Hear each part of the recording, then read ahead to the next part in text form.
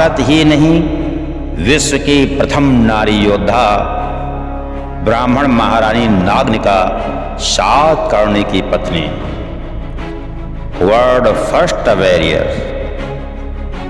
पुष्यमित्र शुंग के शासन काल के बाद लगभग 518 वर्षों तक शालवाहन अर्थात सातवाहन राजवंश का शासन रहा। इसी वंश की तीसरी पीढ़ी में राजशासिका नागनिका सम्राट सिमुक सातवाहन की पुत्रवधू तथा सातकर्णी की पत्नी थी। वृहद महाराष्ट्र, जिसे आज कर्नाटक कोंकण बोलते हैं, इन दोनों को मिलाकर के राज्य करती थी। इनकी राजधानी थी प्रतिष्ठानपुर, जिसे पैठण बोला जाता है। सीरिया बेबीलोनिया की आसुरी दानवी शक्तियों से 6 युद्ध लड़े इन्होंने। नागनिका के समय अर्थात 781 से 764 ईस्वी के समय 6 युद्ध लड़े इन्होंने। 157 विदेशी लुटेरों को परास्त किया। असुर निरारी की 1,36,000 दानव सेना को तड़पा कर खदेड़ा। बेबीलोनिया, मेसोपोटामिया, अरबी हमलावरों को खदेड़ा। ऐसा पीटा, ऐसा मारा, दोबारा भारत पर आक्रमण करने के लिए हिम्मत ही न जुटा सके। अरब तक शासन किया नागनिका ने। Robert Valsan by world first warrior में ये वर्णन किया है। ऐसी थी भारत ही नहीं पूरे विश्व की वर्ल्ड फर्स्ट वॉरियर महारानी नागनिका। इसी प्रकार से आगे चल करके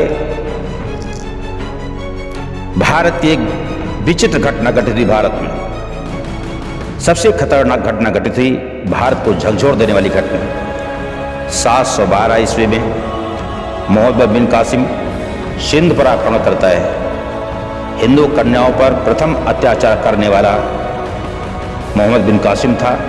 जजिया कर लगाने वाला, क्रूर मानसिकता का लुटेरा अरवियन था। दाहिर सेन को पराजित किया और उनके पुत्र जय सिंह के राज पर भी आक्रमण किया तथा उसे मुसलमान बना लिया। उसकी दोनों बहनों को ले गया। ब्राह्मण दाहिर सेन के 2 पत्नियां थी, रानी बाई और लाडी बाई। रानी बाई ने तो अपने पति के साथ जौहर कर लिया। लाडी बाई की 2 बेटियां थीं। ये युद्ध रेवार का युद्ध कहलाता है भारतीय इतिहास में। इस प्रकार से 713 में मुल्तान पर इसने आक्रमण किया। स्वर्ण नगरी को लूटा, सूर्य मंदिर को लूटा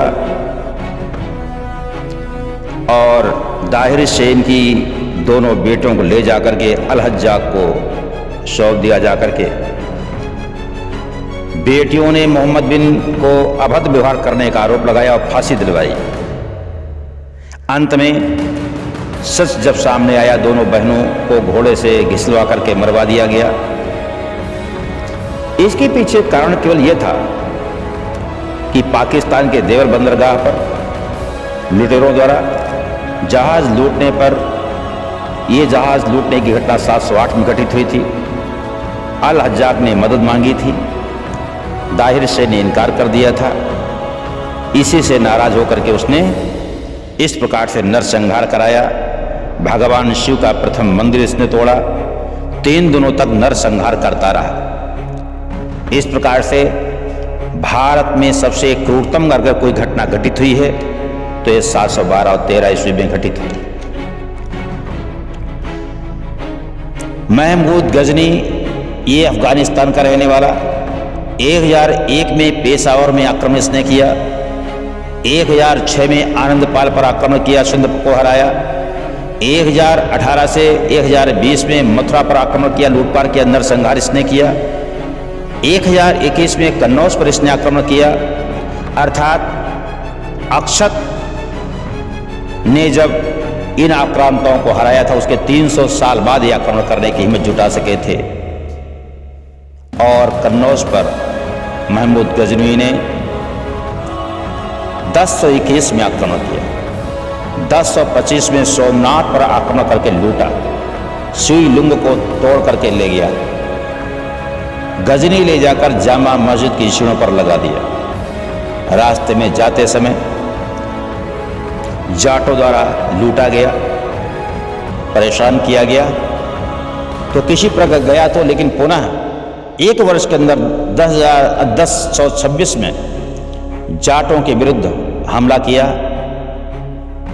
और इस प्रकार से 1027 में ये लुटेरा हत्यारा मरा। भारत के संपत्ति को जो लूट के ले गया था, सोमनाथ को जो लूटा था, वहां पर भाई भाई में झगड़ा हुआ, इसके भतीजों ने इसके परिवार को मारा। इस प्रकार से वो संपत्ति सब नष्ट हुई, ये भोग नहीं पाया। अंत में इनके बच्चे जो तैयार हुए उनको मारा, अर्थात भारत की जो गाढ़ी कमाई थी इसको भोग नहीं पाया और जैसे कंगाल थे वैसे कंगाली का जीवन इनके परिवार को लोग बिताने लगे। इस प्रकार से भारत की विचित्र घटनाएं घटित हुई। भारत का दुर्भाग्य आरंभ मानो हो गया हो।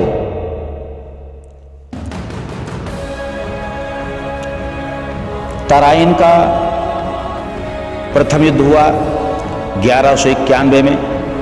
इसमें पृथ्वीराज चौहान की विजय हुई, मोहम्मद गोरी की हार हुई थी। इसने कई बार अपने धार्मिक ग्रंथों की कसम खाई, मुझे छोड़ दोबारा आक्रमण नहीं करेंगे। इसी जगह पृथ्वीराज चौहान की सबसे बड़ी भूल थी ये, कभी भी दुष्ट को, रोग को माफ नहीं करना चाहिए। और 1192 में तराइन के दूसरे युद्ध में पृथ्वीराज चौहान की हार हो गई। महल पर आक्रमण किया गया। संयोगता को बाहर निकालने के लिए इसी के भाई को बुलाया गया सामने कि देखो तुम्हारा भाई अगर नहीं आओगी भाई का सर कलम कर देंगे, लेकिन संयोगता बाहर नहीं निकली तो इसके भाई का सर कलम कर दिया गया। इस प्रकार से महल पर आक्रमण हुआ। पृथ्वीराज चौहान हार चुके थे। तो कभी कभी ऐसा होता है, ये इतिहास इसलिए लिखा जाता है हमसे वो अपराध न होने पाए, वो गलतियां न होने पाए जो हमारे पूर्वजों ने की थी। पृथ्वीराज चौहान की सबसे बड़ी भूल थी जो मोहम्मद गोरी को छोड़ दिया था, नहीं छोड़ना चाहिए था। 1199 की क्रूरतम हैवानियत भरी घटना भारत में घटित हुई। ये सब घटनाएं भारत को झकझोर देने वाली थी। भारत में 1193 में एक घटना घटित हुई तो कुतुबुद्दीन ऐबक का सिपह सालार सेनापति बख्तियार खिलजी आता है भारत। ओदंतपुरी, विक्रमशिला और नालंदा को नष्ट किया इसने।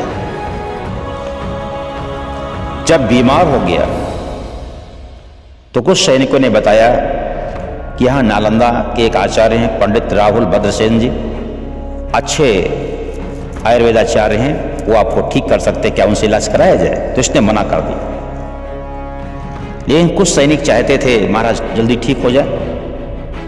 कुछ लोगों ने संपर्क किया तो पंडित राहुल भद्रसेन ने कहा हम ठीक कर सकते हैं, ठीक है, हमारी दवा वो नहीं लेना चाहते हैं, हम दूसरे धर्म से हैं, तो क्या वो अपने धार्मिक कोई ग्रंथ पढ़ते हैं? सैनिकों ने बताया हाँ, वो प्रतिदिन धार्मिक ग्रंथ पढ़ते हैं।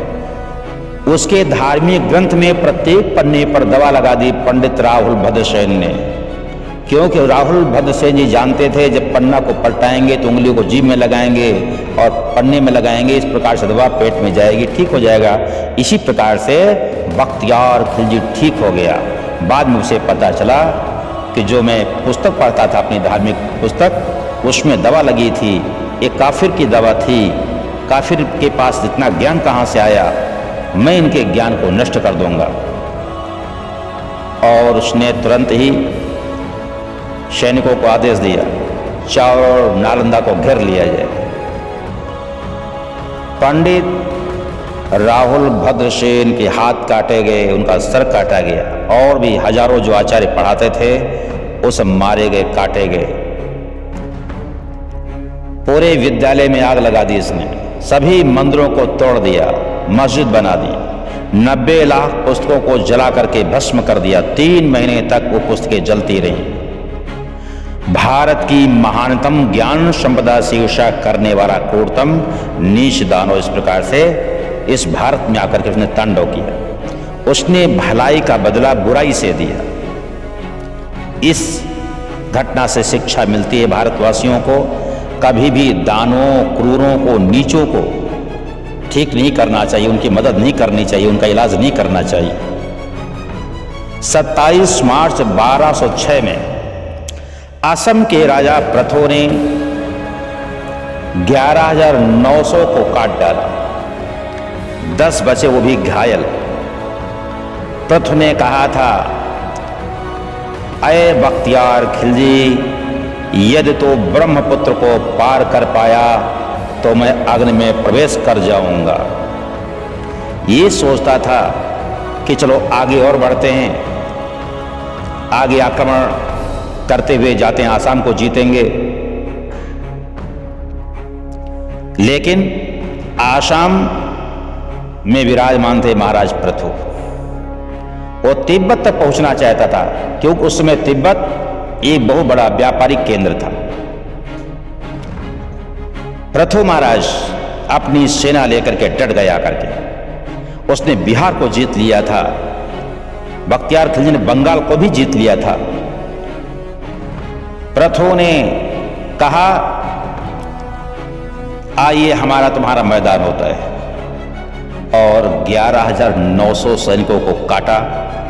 प्रथु महाराज ने अपने सैनिकों द्वारा कटवा डाला इसके सैनिकों को, 10 बचे वो भी घायल हो गए, और घायल अवस्था में इसको भी घायल कर दिया, घोड़े पर लदवा दिया और कहा, अरे बख्तियार खिलजी, अभी तेरा कभी पहले प्रथु से सामना नहीं हुआ था। तूने जो वेद पढ़ने वाले ब्राह्मण थे उनको तूने मारा है, काटा है, विद्यालय को जलाया था, तूने हिंदुओं पर अत्याचार किया है। अब तू यहां से जा, मैंने घोड़े से तेरे को बंधवा दिया है। जब कोई रास्ते में तेरे से कोई पूछे ये हाल तेरा किसने किया, तो यही तो बताना, हमने हिंदुओं पर अत्याचार किया, हमने नालंदा विश्वविद्यालय जला दिया था, और फिर हमें असम के महाराज प्रथु मिल गए, इतना तो बता देना। इस प्रकार से बख्तियार खिलजी ने जो अपराध किया था भारत भूमि में, उसको दंड दिया महाराज प्रथु ने, जो महाराज आसाम के महाराज थे। इस प्रकार से अपमानित होकर के अपने 10 सैनिकों के साथ जब वो पहुंचता है अफगानिस्तान, उसके भतीजे ने देखा ये तो इस प्रकार से बदनामी करा के आया है, इसलिए उसके भतीजे ने उसका सर कलम कर दिया, और इस प्रकार से बहुत ही बुरी मौत मरा वो। अर्थात भारत से जिसने गद्दारी की, भारत में आकर के जिसने अत्याचार दुराचार किया, बहुत बुरी मौत प्रकृति ने उसे प्रदान करी। इस प्रकार से भारत की क्रूरतम घटनाएं घटित हुई, भारत को झकझोरने वाली। लेकिन भारत में ऐसे ऐसे महावीर पराक्रमी प्रथु महाराज थे जिन्होंने उसका बदला उससे लिया था। 22 अक्टूबर 1296 में अलाउद्दीन खिलजी दिल्ली का शासक होता है। 1303 में मेवाड़ पर आक्रमण किया। ये पर स्त्री लंपट दुष्ट प्रवृत्ति का था।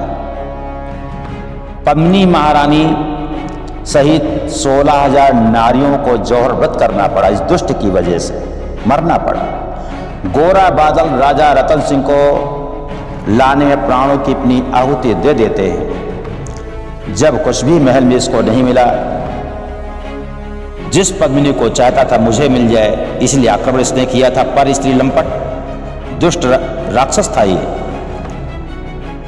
तब इसने अष्टधातु का दरवाजा किवाड़ा उखाड़ लिया और वही दरवाजा किवाड़ा लेकर के दिल्ली लौट आया। इस प्रकार से 5 जनवरी 1316 में कलंकिनी क्रूर मरा। नारियों पर अत्याचार करने वाला आज भी भारत की जमीन में बिना छत वाली मजार में दफन होकर सड़ रहा है। पद्मिनी महारानी को चाहता था मुझे मिल जाए, लेकिन जब ये मरा तो इसके रानियों को महल के ही सेनापति मंत्रियों ने आपस में बांट लिया। ये तो अत्याचार नहीं कर पाया पद्मिनी के साथ, लेकिन इसकी रानियों के साथ बहुत बुरा हाल हुआ। इस प्रकार भारत माता ने जो ये दुष्टता करना चाहता तो नहीं कर पाया, लेकिन इसके साथ वही दुष्टता हुई। इसके महल की रानियों को महल के ही रहने वाले सेनापतियों ने, मंत्रों ने आपस में बांट करके विवाह कर लिया और इसकी बदनामी पूरे विश्व में हुई। 1535 में गुजरात के बहादुर शाह द्वारा आक्रमण इस प्रकार से किया गया इस मेवाड़ भूमि में। 1568 में मुगल सम्राट अकबर का आक्रमण होता है मेवाड़ पर। ये भारत की विचित्र घटनाएं हैं, भारत को झकझोरने वाली। इनका बहुत ही विस्तार से इतिहास भारत में लिखा गया है। हिंद पुराण के अंतर्गत संक्षेप में आपको याद दिलाने के लिए ये इतिहास आपको बताया जा रहा है। बाबर का प्रथम आक्रमण 1519 में हुआ। पहले इसने यूसुफ जई जाट के विरुद्ध आक्रमण किया। 21 अप्रैल 1526 में इब्राहिम लोधी तथा बाबर का युद्ध हुआ। इसमें बाबर को विजय प्राप्त हो गई। खानवा का युद्ध 17 मार्च 1527 को हुआ, राणा सांगा एवं बाबर के बीच। इसमें बाबर को विजय प्राप्त हुई। चंदेरी का युद्ध 29 जनवरी 1528 में हुआ, बेदनी राय एवं बाबर के बीच हुआ। बाबर को विजय इसमें प्राप्त हो गई। घाघरा का युद्ध 6 मई 1529 को हुई, अफगानों एवं बाबर के बीच युद्ध हुआ। इस प्रकार से 26 दिसंबर 1530 में आगरा में बाबर की मृत्यु हो गई। हुमायूं का शासन आया, 1530 से लेकर के 1556 तक चलता रहा। अकबर का शासन 1556 से 1605 तक चला। इस बीच में ही महाराणा प्रताप से युद्ध हुआ। रानी दुर्गावती से युद्ध किया अकबर ने और 7000 गोंडवाना की महिलाओं को जौहर व्रत करना पड़ा। अकबर ने दिल्ली में मीना मार्केट लगवाई, जिसमें बहुत से हिंदू राजाओं के बेटियों को मार्केट में खड़ा किया जाता था, उनकी बोली लगाई जाती थी।